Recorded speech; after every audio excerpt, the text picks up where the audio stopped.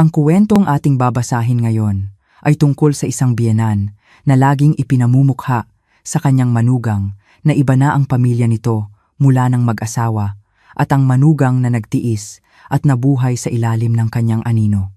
Si Celestina, ang manugang na kinailangang lumuha na lamang sa kaarawan ng kanyang ama dahil sa pagmamalupit ng kanyang biyenan. Ngunit nang umabot sa sukdulan ang kanyang pagtitiis, ang matagal ng kaayusan sa pamilya ng kanyang asawa ay biglang gumuho. Ang paghihiganti ni Celestina ay naganap sa mismong kaarawan ng kanyang biyenan. Anong mga pangyayari ang naganap? Pakinggan natin ngayon. Ang madilim na buhay may asawa ay naging isang matagumpay na pagbabalikwas ng isang manugang. Bago natin simulan, huwag kalimutang i-like ang ating pahina. Nakaupo si Celestina sa silya habang nakangiting nakatingin sa kanyang cellphone. Tinitingnan niya ang larawang ipinadala ng kanyang ina. Nasa larawan ang kanyang ama, suot ang bagong-bagong barong Tagalog at nakatayo sa harap ng salamin.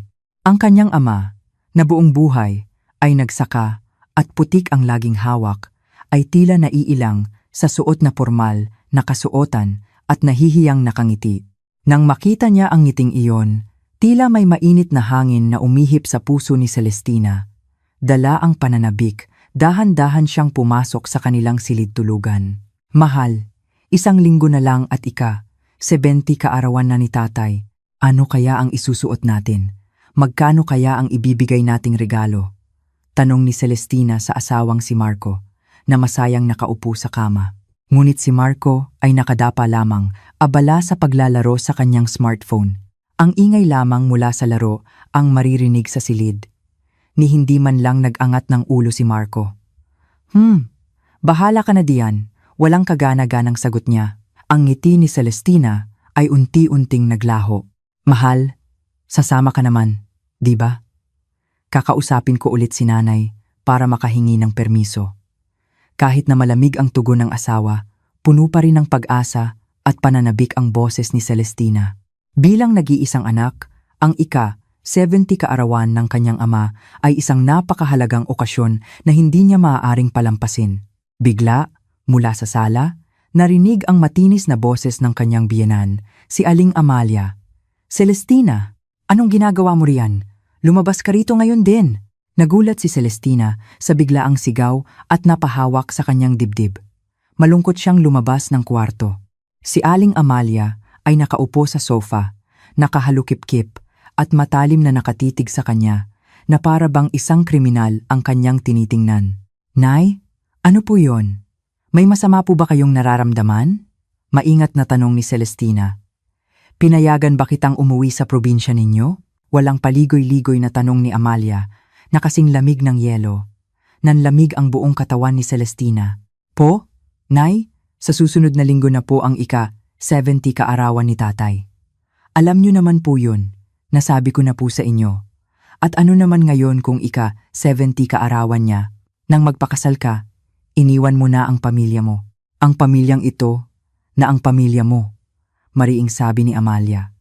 Wala sa tradisyon natin na ang isang babaeng may asawa ay abala pa rin sa handaan ng kanyang mga magulang. Kahit anong pagbabago sa mundo ngayon, may mga bagay na hindi dapat kalimutan. Dahil sa pilit na katwiran ni Amalia, nanikip ang dibdib ni Celestina. Kinuyom niya ang kanyang mga kamao. Pilit na pinipigilan ang galit, ngunit nanginginig ang kanyang boses. Nay, nag-iisa po akong anak.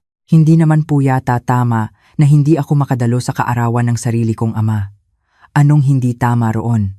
Simula nang mapunta ka sa pamilyang Gomez, dapat kami na ang inuuna mo. Bakit parang mas mahalaga pa ang pamilya Reyes kaysa sa amin? Lalo pang itinaas ni Amalia ang kanyang boses. Nay, kung hindi po ako pupunta, malulungkot po sina nanay at tatay. 2 lang sila roon. Maaawa po sila sa kanilang sarili. Tama na. Ayoko nang marinig yan. Hinampas ni Amalia ang mesa at biglang tumayo. Simula ngayon hanggang sa susunod na linggo, maglinis ka ng buong bahay at ihanda mo ang lahat para sa Pasko. Kung may oras kang mag-isip tungkol sa pamilya mo, gamitin mo na lang yan sa pag-aasikaso sa pamamahay na ito. Sa utos na walang katwiran, kinagat ni Celestina ang kanyang labi. Isang mapanuyang ngiti ang gumuhit sa labi ng kanyang biyenan. Marco, halika nga rito at tingnan mo itong asawa mo. Napakawalang galang. Sa sigaw ni Amalia, lumabas si Marco mula sa silid. Ano na naman yan? Nay? Bakit kailangan niyong sumigaw? Itong asawa mo, nagpupumilit umuwi sa kanila. 5 taon na kayong kasal, pero isip bata pa rin. Tumingin si Marco kay Celestina at kumunot ang noo. Kinamot niya ang ulo, na tila naiinis. Celestina, tama naman si nanay. Magpadala ka na lang ng malaking halaga, hindi ba't sapat na yon? Sa mga salitang binitiwan ng asawa, namutla si Celestina. Ang lalaking pinaniniwalaan niyang kakampi niya ay mas piniling pumanig sa ina nito. Nadurog ang kanyang puso. Marco, paano mo nasasabi yan? Nag-iisang anak ako. Paanong hindi ako dadalo sa kaarawan ni tatay? Tama na, Celestina. Huwag mo nang saktan ang damdamin ni nanay. Pagod na ako sa trabaho. Huwag mo nang dagdagan. Tinalikuran siya ni Marco at pumasok muli sa silid. Naiwan si Celestina na nakatayo. Nangingilid ang mga luha. Si Amalia naman ay tila nasisiyahan. Buti na lang at pinalaki ko ng maayos ang anak ko. Bilisan mo na, maghanda ka na ng hapunan. Sa sumunod na linggo, impyerno ang dinanas ni Celestina at dumating ang araw ng ika-70 kaarawan ng kanyang ama. 5:00 pa lang ng umaga ay gising na si Celestina, naghahanda ng mga pagkaing iniutos ng kanyang biyenan. Habang naghihiwa ng mga gulay at nagtitimpla, hindi niya mapigilang mapaluha. Pinupunasan niya ito gamit ang dulo ng kanyang duster. Bandang 10:00 ng umaga, bumukas ang pinto. Nay, nandito na kami.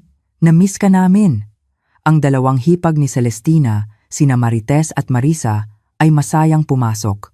Inilapag ng panganay na si Marites ang kanyang mamahaling bag sa sofa. Wow, ate, nandito ka na rin pala. Galing lang ako sa mall. Sabi naman ng bunsong si Marisa na nakasuot ng magandang bestida. Agad na sinalubong ni Amalia ang kanyang 2 anak na may malapad na ngiti. Naku, mga anak ko! Napagod ba kayo? Mahirap bang tumakas sa mga biyenan ninyo para makauwi rito? Ano ka ba, Nay? Sa panahon ngayon, wala nang nakikialam na biyenan.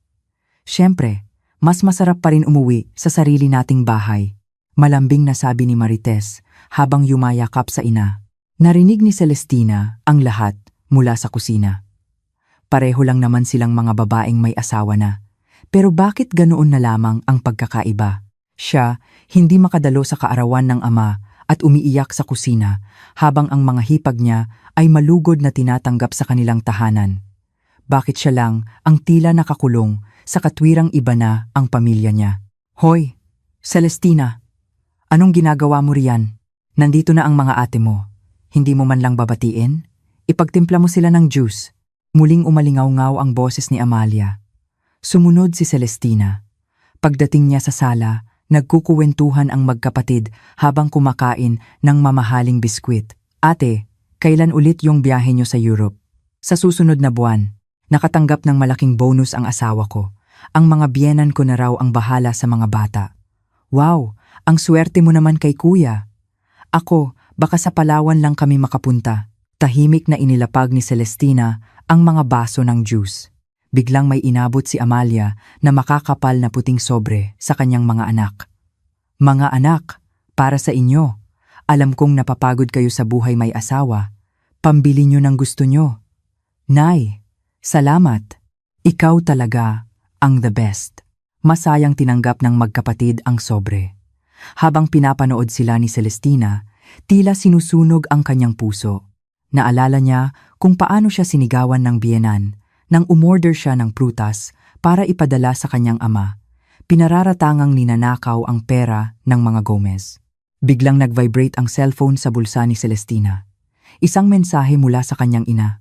May kasamang mga litrato mula sa handaan. Sa isang larawan, nakaupo ang kanyang ama sa gitna, napapalibutan ng masasarap na pagkain at mga bisita, ngunit bakas sa mukha nito ang lungkot. Hindi nito maitago ang pangungulila sa hindi pagdating ng kanyang kaisa-isang anak. Nang makita ito ni Celestina, sunod-sunod na tumulo ang kanyang mga luha. Anak, malungkot si tatay mo dahil wala ka. Tanong ng tanong ang mga bisita kung bakit wala ka raw. Hindi ko alam ang isasagot ko. Sa panahon ngayon, ano pa ba? Yang kasabihang yan? Umuwi ka sa susunod na buwan. Ha? Pagkabasa sa mensahe, napakagatlabi si Celestina hanggang sa tila magdugo ito. Ang kaibahan ng sitwasyon ng kanyang mga hipag at ng kanyang ama ay parang punyal na sumasaksak sa kanyang puso. Celestina, yung pinapagawa kong buko pandan. Bakit nakatunganga ka riyan? Sigaw na naman ni Amalia. Opo, gagawin ko na po, mahinang sagot ni Celestina. Ngunit sa kanyang pagtalikod, may kakaibang lamig at determinasyon na sa kanyang mga mata. Ang patalim na laging itinararak sa kanya ng biyenan, ang tradisyon, ay siya na mismo ang hahawak ngayon. Ipinangako niya sa sarili na wawasakin niya ang pamilyang ito gamit ang mismong lohika na dumurog sa kanyang puso. Nang hawakan niya ang kutsilyo sa kusina, naramdaman niya ang panggigigil sa kanyang mga kamay. Ang tahimik na paghihimagsik ni Celestina ay magsisimula na. Makalipas ang isang buwan, sumapit ang ika-60 kaarawan ni Aling Amalia. Nakaupo si Celestina sa sofa, huminga ng malalim, at kinuha ang kanyang cellphone. Oras na para isakatuparan ang kanyang plano. Kalmado siyang nagsimulang mag-type ng mahabang text message para sa kanyang mga hipag. Ate Marites at Ate Marisa, nais pong ipaalam ni Nanay na simula ngayon, mahigpit na nating susundin ang mga patakaran ng ating pamilya. Bilang mga babaeng may asawa na, ipinag-uutos niya na huwag na kayong dumalo sa anumang handaan dito at limitahan na ang pag-uwi. Ito po ang kagustuhan ni Nanay, kaya sana ay unawain ninyo. Naramdaman ni Celestina ang kaba sa kanyang mga daliri nang pindutin ang send button, ngunit hindi pa siya tapos. Tinawagan din niya ang mga biyenan ng kanyang mga hipag. Hello po, tita? Si Celestina po ito, asawa ni Marco. Oh, Celestina, napatawag ka. Nagtatakang tanong ng biyenan ni Marites. Gusto ko lang po sanang ipaalam na nagdesisyon po si Nanay Amalia na ituwid ang mga tradisyon sa aming pamilya. Sa kanyang kaarawan, napagpasyahan niyang hindi imbitahin ang kanyang mga anak na babae. Sana po ay paalalahanan ninyo si Marites na unahin ang kanyang mga responsibilidad bilang asawa riyan sa inyo. Ayaw na ayaw po ni Nanay na may lumalabag sa mga patakaran. Ganoon ba? Napakahigpit naman pala ng balay ko. Sige, ako nang bahala. Ganoon din ang ginawa niya sa biyenan ni Marisa. Nagpadala rin siya ng mensahe sa mga asawa nito. Sinigurado niyang sarado ang lahat ng posibleng daan para makatakas ang mga ito. Dumating ang araw ng handaan sa isang magarbong hotel, ngunit kakaiba ang katahimikan. Nakasuot ng magandang Filipiniana si Amalia, ngunit wala kahit anino ng kanyang mga anak. Ma, bakit wala pa sina ate? Magsisimula na ang party, nag-aalalang tanong ni Marco. Si Amalia naman ay hindi mapakali, hawak ang cellphone at nanginginig ang mga labi. Celestina, tawagan mo nga ang mga kapatid mo. Baka may nangyari na. Sinunod ko lang po ang patakaran na palagi ninyong itinuturo sa akin, Nay. Tiniyak ko po na ang mga babaeng may asawa na ay hindi makakadalo sa handaan ng kanilang mga magulang, malamig na sagot ni Celestina. Ano? Anong pinagsasasabi mo? Umalingaw-ngaw ang boses ni Amalia sa buong function hall. Di ba po palagi ninyong sinasabi na kapag nag-asawa na, dapat unahin ang bagong pamilya? Tiniyak ko lang po na masusunod iyon ng mga ate. Namutla ang mukha ni Amalia. Anong ginawa mo? Sinunod ko lang po ang turo ninyo. Nanginginig na tinawagan ni Amalia ang panganay na anak at inilagay sa speakerphone. Hello? Marites, bakit wala ka pa? Isang malakas na sigaw ang narinig mula sa kabilang linya. Nay, kayo raw ang nagsabing, "Huwag akong pumunta." Ang biyenan ko. Binabantayan ako rito, hindi ako makaalis. Si Celestina daw ang tumawag at sinabing utos niyo raw. Paano ako aalis? Kailan ko sinabi yan? Ewan ko. Ginagamit ng biyenan ko ang mga sinasabi niyo raw laban sa akin. Ang babaeng may asawa ay hindi dapat umuuwi sa magulang.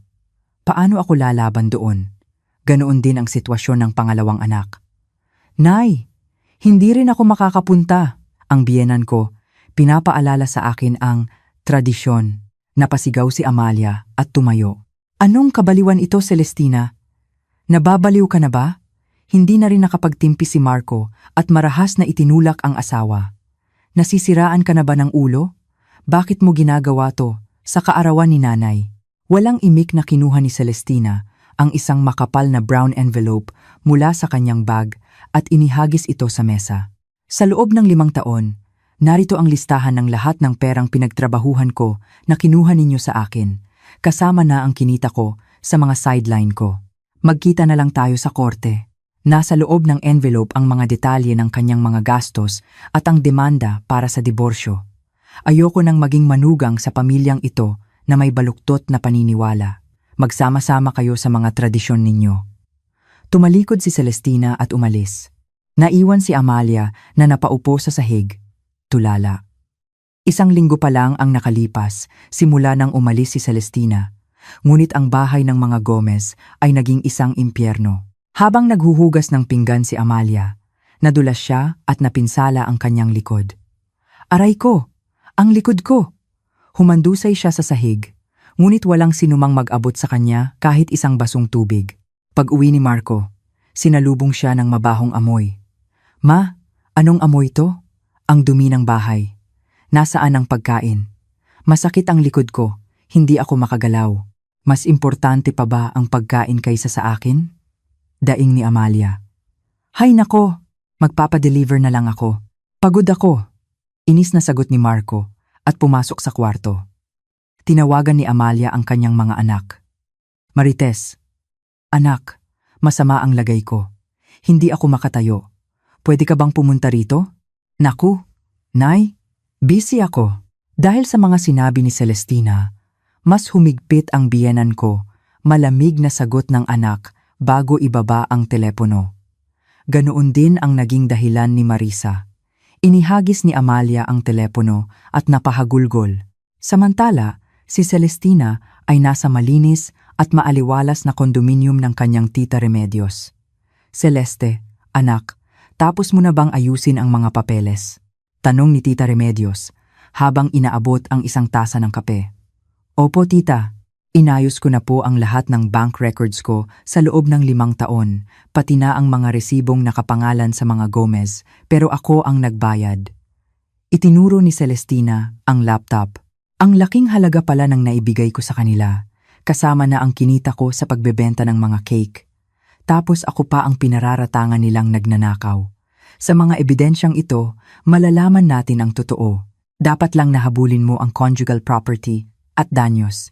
Huwag kang mag-alala, pag-aalo ng kanyang tiyahin. Tita, may nakita po akong apartment na for sale malapit dito. Pwede po ba nating tingnan? Gusto ko na pong magkaroon ng sariling bahay. Sa bahay ng mga Gomez, tila basurahan na ang itsura.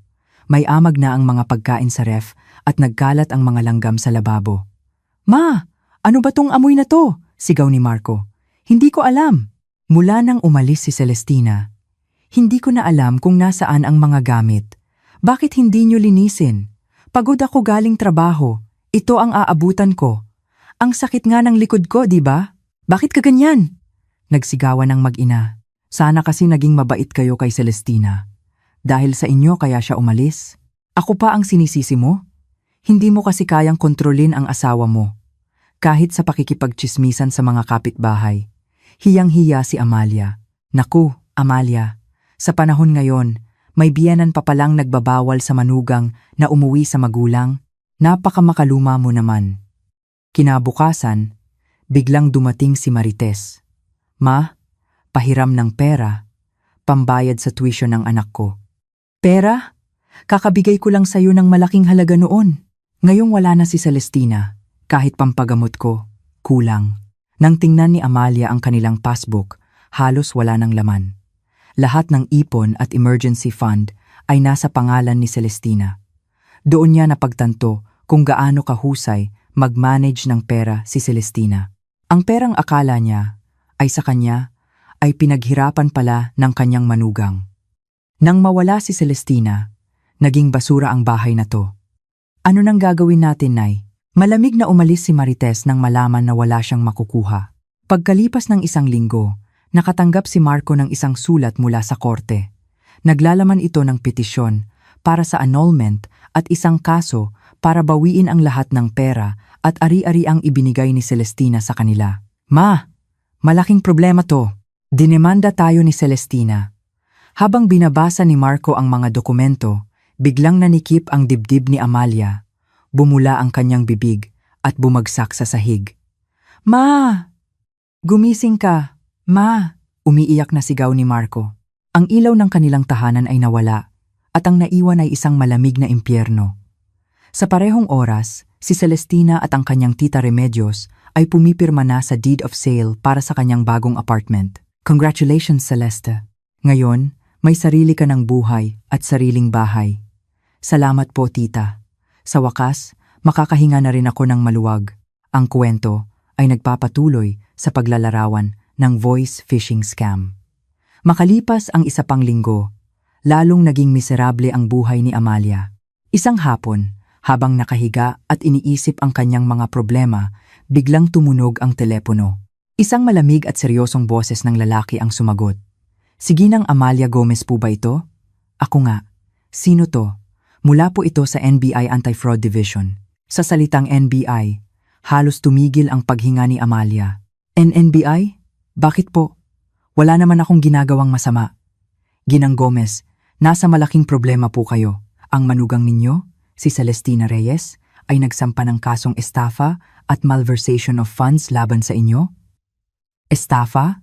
Anong pinagsasasabi nyo? Pera ng pamilya namin yon.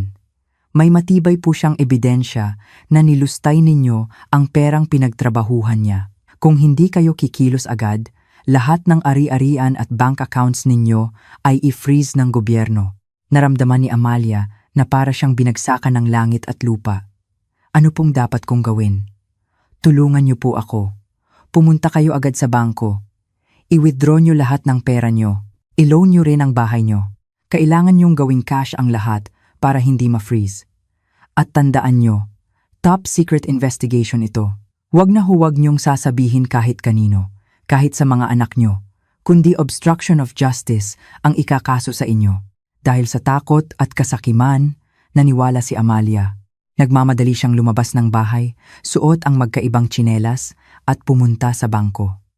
I-withdraw ko lahat ng laman ng account na to. Pati yung time deposit, i-terminate nyo na, sigaw niya sa teller. Pero, ma'am, malapit na po mag-mature itong time deposit nyo. Sayang po ang interes. At bakit po kayo maglalabas ng ganito kalaking pera? Sa cellphone? Bumulong ang ahente. Sabihin mo, para sa negosyo ng anak mo. Sigawan mo para bilisan niya. Ang anak ko, malulugi na ang negosyo. Pera ko to, kaya ibigay mo sa akin. Dahil sa takot, pinroseso ng teller ang request. Pagkalipas ng isang oras, lumabas si Amalia ng bangko bitbit ang isang malaking itim na bag na naglalaman ng 3 milyong piso. Sa di kalayuan, kasalukuyang kausap ni Celestina at Tita Remedios ang isang real estate agent. Nakita nila si Amalia. Tita, si Nanay Amalia po yon. Oo nga no, pero bakit ganyan ang itsura niya? Parang may hinahabol. Si Amalia ay maingat na naglalakad, yakap-yakap ang bag at palingalinga. Kakaiba po. Bakit siya maglalabas ng ganoon kalaking pera? Baka itinatago niya para sa kaso namin. Tita, sundan po natin siya. Sinundan nila si Amalia. May kausap ito sa telepono. Opo, agent. Papunta na po ako. Sa likod ng park, sa may luma at sirang palikuran, dinala ng kausap si Amalia sa isang tagong lugar. Pagdating doon, umupo siya sa isang bench. Nandito na po ako. Magaling. May darating na operatiba namin dyan. Nakaitim na cap. Ibigay mo sa kanya ang bag. Huwag ka nang magtanong pa. Nakatago sa likod ng isang malaking puno sina Celestina at Tita Remedios. Tita, may mali po rito. Tingnan nyo yung lalaking paparating. Hindi yan operatiba, mukha siyang masamang loob. Naramdaman ni Celestina na isa itong scam. Lumapit ang lalaking nakaitim na cap at maskara kay Amalia. At walang salitang inilahad ang kamay. Akin na ang bag. Nag-alinlangan si Amalia. Teka, pwede bang makita ang eye? Di mo? Wala tayong oras. Akin na yan. Pilit na hinablot ng lalaki ang bag. Sa pag-aagawan, natapilok si Amalia at tumama ang kanyang ulo sa isang malaking bato sa sahig. Aak! Isang malakas na kalabog ang narinig hanggang sa kinaroroonan ni na Celestina. Sino yan? Hindi na nakapagtimpi si Celestina at sumigaw habang tumatakbo papalabas. Nagulat ang lalaki. Dinampot ang bag at nagtangkang tumakas. Dugo ang dumadaloy mula sa ulo ni Amalia habang bumubulong. Ang pera ko, ang bahay ko. Marco, bago mawalan ng malay. Hinabol ni Celestina ang lalaki. Magnanakaw. Tumigil ka. Sa isang mabilis na kilos, sinunggaban niya ang paa ng salarin. Bumagsak ito ngunit hindi binitawan ang bag. Bitawan mo to, babae. Tita, tulong. Dumating si Tita Remedios at tinulungan siyang hawakan ang lalaki. Tumawag na ako ng pulis! Isa kang scammer. Habang hawak ang lalaki, tinawagan din ni Tita Remedios ang isang kakilalang bank manager. Manager, ako to, si Remedios. I-block niyo lahat ng transaksyon sa account ni Amalia Gomez. Biktima siya ng scam. Biglang naglabas ng patalim ang salarin. Umalis kayo kung ayaw niyong mamatay. Ngunit hindi natinag si Celestina. Nakita niya ang isang fire extinguisher sa tabi ng bench. Kinalas ang safety pin at ibinuga ang laman nito sa mukha ng lalaki. Ang mga mata ko. Sa gitna ng usok at kaguluhan, nagsilapitan ang mga tao. Tulungan niyo kami, magnanakaw yan. Scammer. Agad na tinulungan ng ilang kalalakihan na dakpin ang salarin. Maya-maya, dumating ang mga pulis at ambulansya. Ibinigay ni Celestina ang bag sa mga pulis at tumakbo papunta kay Amalia. Nay! Naririnig niyo po ba ako? Isinakay si Amalia sa ambulansya. Nanginginig na tinawagan ni Celestina si Marco. Marco! Naaksidente si nanay. Papunta kami sa ospital. Sa emergency room, 1 oras matapos ipasok sa operating room si Amalia, dumating si Marco kasama sina Marites at Marisa. Agad na sinunggaban ni Marites si Celestina. Anong nangyari kay nanay? At nasaan ang pera? Yung bag, kasalukuyan pong inooperahan si nanay. Pero ligtas na raw po siya. Ang pera po, naibigay ko na sa pulis. Nakahinga ng maluwag si Marisa. Hay, salamat! Akala ko mananakaw na. Yun na lang ang kayamanan natin. Kung nawala pa yon, saan tayo pupulutin? Hindi makapaniwala si Celestina. Mas inaalala pa nila ang pera kaysa sa kalagayan ng kanilang ina. Mga ate, yan ba talaga ang iisipin ninyo ngayon? Nag-aagaw buhay si nanay sa loob. Siyempre nag-aalala kami. Pero sa praktikal na usapan, kung wala ang perang yon, tapos na ang pamilya natin. Walang hiyang sagot ni Marites. Si Marco ay nakatitig lang sa pinto ng operating room. Walang imik. Nailipat si Amalia sa isang regular na kwarto. Nakabenda ang kanyang ulo at wala sa sariling nakatingin sa kisame. Mula sa labas ng pinto, narinig niya ang usapan ng kanyang mga anak. Ate, kapag gumaling si nanay, dapat tayo na ang humawak ng pera niya. Tumatanda na, humihina na ang pag-iisip. Tama ka. Kung ipapaubaya natin kay Celestina yan, siguradong mauubos lang sa demanda niya. Para na rin to sa kapakanan ni nanay. Tahimik na lumuha si Amalia. Ang mga anak na pinakamamahal niya ay pera lang pala ang habol. Pumasok si Celestina sa kwarto at hinarap ang kanyang mga hipag. Mga ate, kailangan ni nanay ng pahinga. Tapos na ang visiting hours, umalis na kayo. Sino ka para paalisin kami? Mga anak kami. Ako ang nagligtas sa buhay at pera niya. Ang kailangan niya ngayon ay kapayapaan, hindi kayo. Isinara ni Celestina ang pinto. Lumapit siya sa kama. Hinawakan ni Amalia ang kanyang kamay. Celestina, salamat. Maraming salamat. Wala po yun. Ginawa ko lang po ang tama. Hindi. Pagkatapos ng lahat ng ginawa ko sa'yo, patawarin mo ako. Dumating si Tita Remedios at sinabihan ang mga nag-aabang sa labas. Kung hindi dahil sa pamangkin ko, pulubi na kayo ngayon. Ang mga anak, puro pera ang nasa isip. Inilabas ni Celestina ang isang dokumento. Nay, hindi ko na po palalampasin ang mga ginawa ninyo sa akin. Pero ayoko rin naman na mapunta kayo sa kalye. Ang lahat po ng ari-arian at kalusugan ninyo ay ako na po ang mamamahala. Pirmahan ninyo po itong special power of attorney para hindi magalaw ng mga anak ninyo ang pera nyo, Celestina. Hindi ba't sobra naman na yan? Sabi ni Marco. Manahimik ka, nang nag-aagaw buhay ang ina mo. wala kang nagawa. Kinuha ni Amalia ang dokumento. Sa pagitan ng mga anak na pera ang habol at ng manugang na nagligtas sa kanya, alam na niya kung sino ang tunay na kakampi. Pipirmahan ko. Ma, nababaliw ka na ba? Sigaw ng mga anak niya mula sa labas. Nang nasa bingit ako ng kamatayan, iniisip niyo ang pera. Si Celestina ang nagligtas sa akin. Simula ngayon, wala kayong makukuhang kahit isang kusing sa akin. Idiniin ni Amalia ang kanyang thumb mark sa dokumento. Celestina, ikaw na ang bahala sa akin. Mula sa isang inaaping manugang, si Celestina na ngayon ang may hawak ng kapangyarihan sa buong pamilya. Ang kwento ay nagpapatuloy sa pagbabago ng lahat. Makalipas ang isang buwan, inimbitahan ni Celestina si Amalia sa kanyang bagong apartment. Isang masaganang hapunan na puno ng masusustansyang pagkain ang nakahain. Nay, dito po kayo maupo. Ito po ang pwesto para sa pinaka-espesyal na bisita. Celestina, anak, anong lahat ng ito?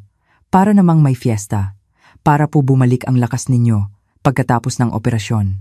May mainit na arroz caldo na may lamang dagat, tinolang manok, at inihaw na isda. Kailan mo pa ito inihanda? Napakaraming trabaho nito. Maaga po akong pumunta sa palengke. Kumain na po kayo. Dumating sina Marco at ang kanyang mga kapatid na ipinatawag ni Celestina para sa isang family meeting. Ngayong nandito na kayong lahat, may mahalaga tayong pag-uusapan. Inilabas ni Celestina ang isang dokumento. Mula ngayon, ako na ang mamamahala sa lahat ng gastusin at ari-arian ng pamilyang ito. At ito ang kasunduan ng pamilya na dapat nating sundin. Una, ang Noche Buena at Medianoche ay ipagdiriwang ng hiwalay sa sari-sariling pamilya. Ano? Paano na ang tradisyon? Sigaw ng mga hipag. Pangalawa, anumang mahalagang okasyon sa pamilya Reyes, obligadong dumalo at sumuporta ang pamilyang Gomez. Pangatlo, bago umuwi rito ang mga kapatid ni Marco, kailangan muna nilang humingi ng permiso sa akin. Nakakatawa ka. Bakit kami hihingi ng permiso sa'yo para umuwi sa sarili naming bahay? Biglang ibinagsak ni Amalia ang kanyang mga kubyertos. Sino sa inyo ang nag-ambag ng kahit isang piso sa bahay na ito? Tumahimik kayo. Kung hindi dahil kay Celestina, wala na tayo ngayon. Mula ngayon, si Celestina ang masusunod. Kung ayaw nyo, lumayas kayo. Tumahimik ang lahat. Inabot ni Celestina ang dokumento at ballpen kay Marco. Pirmahan mo. Nanginginig na pumirma si Marco. Dahil sa takot na mawalan ng mana, sumunod na rin ang kanyang mga kapatid. Nagbago ang lahat. Tuwing umaga, si Marco na ang naglilinis ng banyo habang si Celestina at Tita Remedios ay nagpaplano ng bakasyon. Tita, maganda itong resort na ito. Dalhin natin sina nanay at tatay. Minsan, dumating ang mga hipag ni Celestina. Celestina, nandito kami. Pwede bang pabisita kay nanay? Naku, natutulog po si nanay ngayon. Sa susunod na lang kayo. Tumawag muna kayo. Malungkot na umalis ang magkapatid. Dinala ni Celestina ang kanyang mga magulang sa isang 5-star resort. Si Marco ang nagsilbing tagabuhat ng gamit at driver. Salamat, Marco. Alagaan mong mabuti ang anak namin, sabi ng kanyang biyenan. Patawad po, tay. Hindi na po mauulit. Aalagaan ko po si Celestina. Halos yumukod si Marco sa paghingi ng tawad. Lumipat si Amalia sa apartment sa tabi ng kay Celestina. Gabi-gabi, ipinaghahanda niya ng maligamgam na tubig na panghugas ng paa ang kanyang manugang. Celestina, anak, pagod ka. Heto, maghugas ka muna ng paa. Nay, hindi niyo na po kailangan gawin yan. Gusto ko itong gawin. Kapag komportable ka, masaya na rin ako. Ang dating malupit na biyenan ay naging isang maalaga at mabait na lola. Ginamit ni Celestina ang kanyang talino para invest ang pera ng pamilya sa mga real estate na kumikita buwan-buwan na lalong nagpatibay sa kanyang kapangyarihan. Ang panghuling bahagi ng kwento, ang pagtatangka ng mga hipag at ang tuluyang pagbabago. Isang araw, habang wala si Celestina, palihim na pinuntahan ni Marites at Marisa si Amalia. Nay, kamusta ka na? Ang payat mo na. Bakit kayo na parito? Nay, makinig ka sa amin. Niloloko ka lang ni Celestina. Gagamitin niya lang ang pera mo. Anong pinagsasasabi niyo? Iniligtas niya ang buhay ko. Nay, baka plano niya ang lahat. Pati yung scam. Kailangan nating kumilos. May tinatawag na guardianship sa batas. Kung tayo ang magiging legal guardian mo, mapoprotektahan natin ang yaman mo. Biglang tumayo si Amalia, nanginginig sa galit. Pati ba naman ako, gagawin ninyong wala ng pag-iisip para lang makuha ang pera ko? Mga wala kayong utang na loob, lumayas kayo. Sa gitna ng sigawan, biglang nanlabo ang paningin ni Amalia, hinawakan ang ulo at bumagsak. Nagkaroon siya ng brain hemorrhage. Sa ospital, sinabi ng doktor na kailangan niya ng 27 na pag-aalaga, mula pagpapakain hanggang sa paglilinis ng kanyang dumi. Hindi po namin kaya yan. May sarili kaming pamilya, sabi ni Marites. Hindi ko po kaya ang mga ganyang gawain. Nandidiri po ako, sabi naman ni Marisa. Tinawagan ni Marco si Celestina. Celestina, bumagsak ulit si nanay. Kailangan ka namin dito. Bakit ako? Nasaan ang mga paborito niyang anak? Hindi ko pa kayo napapatawad. Ang pag-aalaga sa magulang ay responsibilidad ng mga tunay na anak at ibinaba niya ang telepono.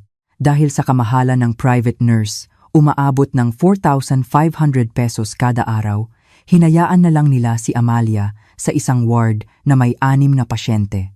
Palihim na dumalaw si Celestina. Mula sa labas, narinig niya ang usapan ng magkapatid. Ate, kung sakaling, alam mo na, mamatay si nanay, paano hahatiin ang bahay?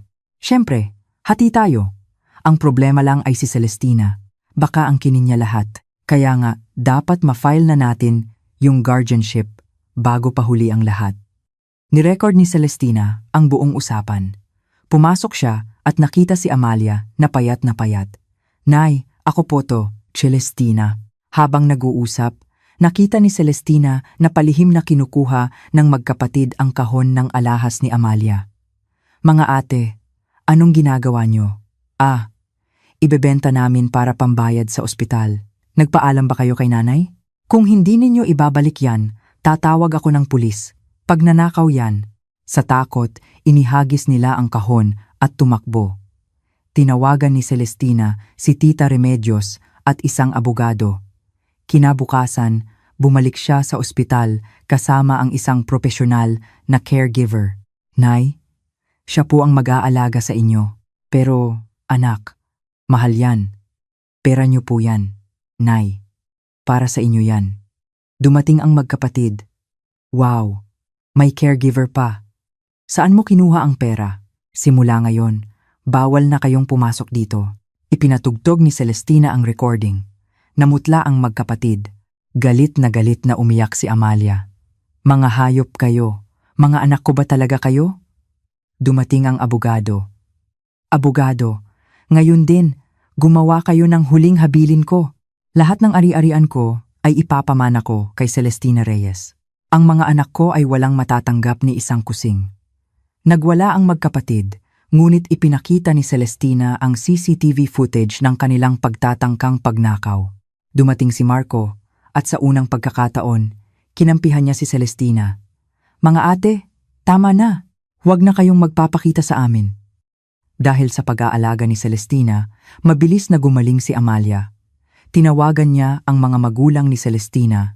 Balae, patawad sa lahat at salamat sa pagpapalaki ninyo sa isang napakabuting anak. Paglipas ng 1 taon, araw ng Pasko. Magkakasama ang pamilya Reyes at Gomez sa iisang bahay. Si Marco ang naghanda ng lahat ng pagkain. Masayang nagkukuwentuhan ang magbalae. Dumating sina Marites at Marisa, yumuko, at dumiretso sa kusina para maghugas ng mga pinggan. Salamat mga ate. Dahan-dahan lang po sa paglilinis, sabi ni Celestina na parang isang reyna. Gabi na, minasahe ni Marco ang mga paa ni Celestina.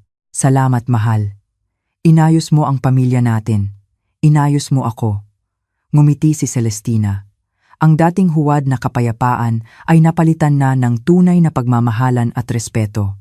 Ang dating iba ng pamilya ay naging sentro at ilaw ng tahanan. Ang kanyang pagbabalikwas ay hindi lang nagbigay sa kanya ng kapangyarihan, kundi nagtayo ng isang tunay at masayang pamilya. Ang dating biyenan na laging sumisigaw ng iba, na ang pamilya mo ay natutong ang manugang pala ang biyayang hindi niya inakala. At si Celestina, na winasak ang lumang paniniwala, ay naging tunay na bida ng kanyang buhay. Tapos na ang panahon ng pagtitiis. Dahil kapag ipinaglaban mo ang iyong sarili, mapoprotektahan mo hindi lang ang iyong buhay, kundi pati na rin ang iyong pamilya. At dito po nagtatapos ang makulay na kwento ng pagbangon ni Celestina. Isang mahigpit na yakap sa bawat isa sa inyo, mga minamahal kong tagapakinig. Nasaan ka man ngayon, habang binabasa o pinakikinggan mo ito, maging sa iyong paglalakbay pauwi mula sa trabaho, sa gitna ng iyong mga gawain sa bahay, o sa tahimik na sandali ng iyong pamamahinga, nais kong malaman ang iyong saloobin. Ano ang tumatak sa iyong puso at isipan? May bahagi ba ng buhay ni Celestina kung saan mo nakita ang iyong sarili? Huwag po kayong mag-atubiling ibahagi ang inyong mga kaisipan at damdamin sa comment section sa ibaba. Ang bawat salita mula sa inyo ay mahalaga. Kung nagustuhan ninyo ang ating kwento at nais nyo pang makasubaybay sa mga susunod na salaysay na puno ng aral at inspirasyon, isang simpleng pagpindot lamang sa like button at subscribe sa ating channel ay isang malaking bagay na para sa akin. Sa huli, ang aking taos-pusong dalangin, naway sa lahat ng pagsubok na inyong hinaharap, lagi ninyong mahanap ang lakas upang tumayo para sa inyong sarili, ang tapang upang baguhin ang inyong kapalaran at ang kapayapaan na tunay na nararapat sa inyo. Hanggang sa muli nating pagkikita, manatili kayong matatag at puno ng pag-asa.